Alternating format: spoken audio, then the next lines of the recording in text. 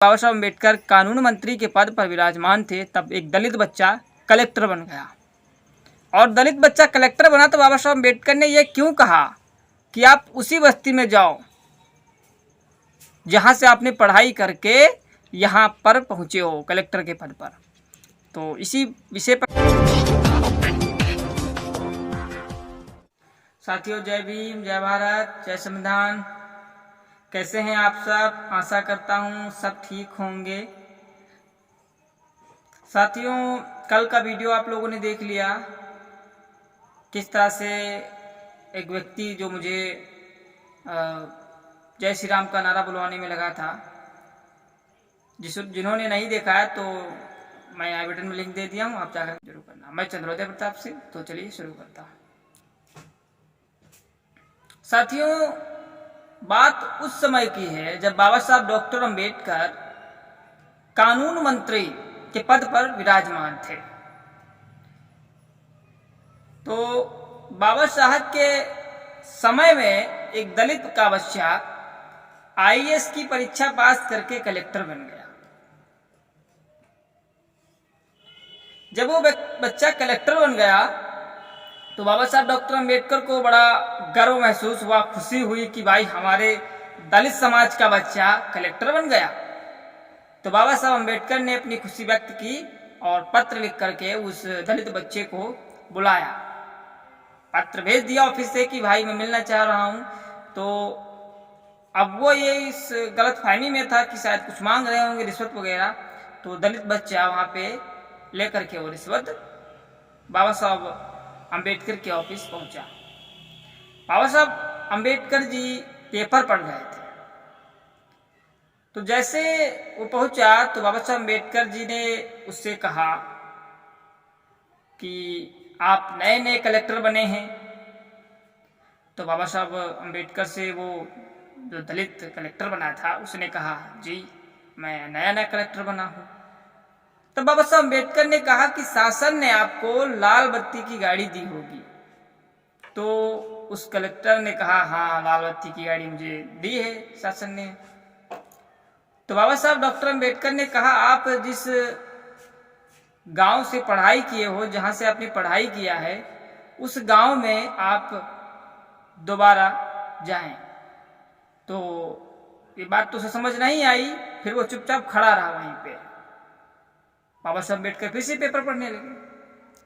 अब काफी समय हो गया, 30 मिनट 40 मिनट हो गए, वो बच्चा वहीं पे खड़ा रहा कलेक्टर। फिर क्या हुआ, जब वो वहीं पे खड़ा रहा तब बाबा साहब अम्बेडकर ने कहा, आप गए नहीं। तो उसने कहा, मुझे लगा कि आप मुझे बुलाए होंगे। तो बाबा साहब अम्बेडकर ने कहा, मैं समझ सकता हूं आप क्या कहना चाह रहे हैं। तब बाबा साहब अम्बेडकर ने कहा, देखिए आप दलित के बच्चे हैं और मैं इसलिए कह रहा हूं कि आप अपनी ही बस्ती में जाइए जहां से आप पढ़ाई लिखाई करके कलेक्टर बने हैं, ताकि जब आप अपनी भाई लाल बत्ती की गाड़ी में बैठ करके जाएंगे, जिस गांव से आप निकले हैं वह कलेक्टर बने हैं, उस गांव में आप दोबारा जाएंगे जब वहां पे जब जाएंगे तो बहुत से लोग वहां पे देखेंगे, आपको महिलाएं देखेंगी। विशेष करके महिलाओं की भावना बदलना जरूरी है। तो जो महिलाएं हैं तो वो जब देखेंगी, कुछ महिलाएं आपको कपड़े धोते हुए देखेंगी, सड़कों पर कपड़े धोते हुए देखेंगी, और कुछ महिलाएं गोबर लगाते हुए देखेंगी सड़कों पर, और कुछ महिलाएं झाड़ू लगाते हुए देखेंगी। वो सब आपको देखेंगी। तो वो देख करके मन में यही सोचेंगी कि भाई ये यही लड़का कल हमारे गांव में इधर उधर घूम रहा था कल यही लड़का आज पढ़ाई लिखाई करके ये कलेक्टर बन गया। समझिए बात को, समझने वाला काम है यहाँ पे। तो कलेक्टर बन गया। तो इस तरह से उनके मन के विचार बदलेंगे, भावनाएं बदलेंगी, और उनके मन में एक विचार उत्पन्न होगा कि जब एक दलित का बच्चा कलेक्टर बन सकता है तो हमारे बच्चे क्यों नहीं बन सकते। इस तरह से वो भी अपने बच्चों को पढ़ाएंगे लिखाएंगे, और इस तरह से हजारों कलेक्टर उत्पन्न हो जाएंगे, हजारों कलेक्टर यहाँ पे आ जाएंगे, दलित कलेक्टर। तब उसको ये बात समझ में आ गई। लेकिन मैं इस बात पे कहना चाहूँगा कि बाबा साहब डॉक्टर अम्बेडकर की जो बातें कही थी कि शिक्षा का जो मतलब है, मैं शिक्षा दे रहा हूँ, ये सिर्फ परिवार तक सीमित मत रखिए। आप नौकरी कर रहे हैं तो परिवार तक सीमित मत रखिए, समाज का उत्थान। लेकिन आजकल के जो बड़े बड़े पद पर विराजमान हैं, आप कलेक्टर ले लीजिए, डॉक्टर, इंजीनियर, कुछ भी ले लीजिए, कोई बहुत बड़े पद हैं, आप सब जानते हैं। तो सारे पदों पर जो विराजमान हैं उनसे एक बार मुलाकात करके देखिए, चाहे वो डीएम हो, उसे पूछिए कि भाई जिस गांव में आप पढ़े लिखे, क्या वहां दोबारा गए हो? वहां दोबारा आप बने, कलेक्टर बने हो या डीएम बने हो, तो वहां दोबारा गए हो?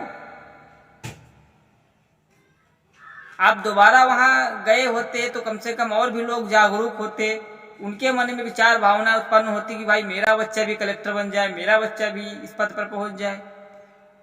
पर आजकल के क्या करते हैं, जो बड़े बड़े लेवल पे हैं सरकारी नौकरी करने वाले, वो क्या करते हैं, अपना परिवार तक ही सीमित रहते हैं, परिवार का भरण पोषण करते हैं बस, और उनसे मतलब नहीं, समाज से मतलब नहीं है। जब तो ये बाबा साहब अम्बेडकर के सबसे बड़ी दोषी यही लोग हैं, पढ़ लिख लिए और नौकरी कर रहे हैं, नौकरी करने के बाद ही अपने घर को देख रहे हैं। तो बाबा साहब अम्बेडकर का दोषी कौन हुआ भाई? सबसे बड़े दोषी तो यही है बाबा साहब डॉक्टर अम्बेडकर के, जो सरकारी नौकरी कर रहे हैं। आज उन्हीं के शिक्षा के अधिकार, जो उन्होंने बाबा साहब डॉक्टर अम्बेडकर ने शिक्षा का अधिकार दिलाया, उन्हीं के दम पर आज ये नौकरी कर रहे हैं। और नौकरी करने के बाद जो और भी बच्चे तैयार हो रहे हैं, उनकी तरफ ध्यान नहीं दे रहे हैं, बल्कि जिस गांव से उत्पन्न होते उस गांव में कभी कदम नहीं रखते। शहर में बना लिए घर, वहीं पे रह रहे हैं, और गांव से क्या मतलब है उनको, गांव में क्या हो रहा है, कैसे का कुछ मतलब नहीं है।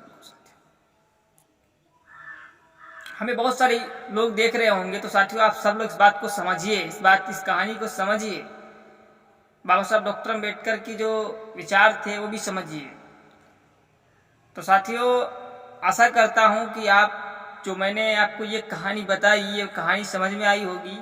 और अगर ये कहानी समझ में आई है तो आप लोग भी समाज को जागरूक करिए, समाज को अच्छी बातें बताइए, समाज को जागरूक करिए। बाबा साहब डॉक्टर अम्बेडकर के जो भी बातें हैं, विचार हैं, उनको लोगों तक पहुंचाइए, उनको बताइए कि बाबा साहब डॉक्टर अम्बेडकर ने अधिकार क्या दिलाया, और आखिर कौन से अधिकार जो हमसे भी दूर हैं, हमें नहीं मिले। ये सारी चीज़ों पर आप बात करिए, जिससे समाज तो जानेगा कि भाई किस अधिकार को लेकर के बात हो रही है, और डॉक्टर बाबा साहब अम्बेडकर ने कौन सी बातें कही जो आज तक पूरी नहीं हो सकी। तो साथियों अगर चैनल पर पहली बार आए तो सब्सक्राइब जरूर करिएगा, और जो भी हमारे भाई हैं इस चैनल को सपोर्ट करें, समर्थन दें, ताकि शोषित वंचित पीड़ित समाज की आवाज़ को हम पूरे प्रदेश के नहीं, पूरे भारत के अंदर उठा सकें। क्योंकि आप चैनल पर देख सकते हैं, आप देख लीजिए यूट्यूब पे वीडियोस देखते रहिए इसी पर कि आखिर मैं किस कैटेगरी से, किस थीम के अंतर्गत मैं वीडियोस बनाता हूँ। तो ठीक है साथियों, मिलते हैं नेक्स्ट वीडियो में। तब तक के लिए जय भीम, जय भारत, जय संविधान। Thank you.